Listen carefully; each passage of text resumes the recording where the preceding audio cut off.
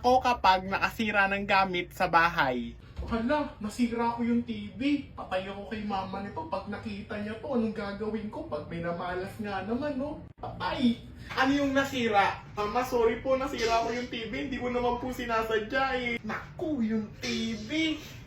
Wala ka na talagang ginawang tama dito. Nagsira ka pa ng gamit. Alam mo ba magkano yan? Mahal ang bili ko dyan. Eh kung lumayas ka na kaya dito sa harapan ko, wala ka naman silbi dito. Pabigat ka lang eh. Lumayas ka na dito, aligpitin mo na lahat ng gamit mo.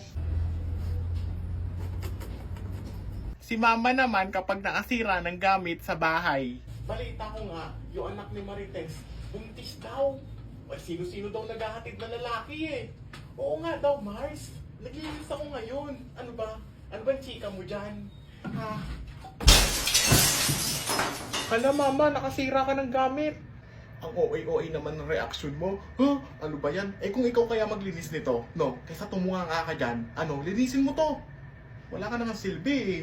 Gumaganyan ka pa. Nakakainis ka. Lumayas ka na nga dito ha.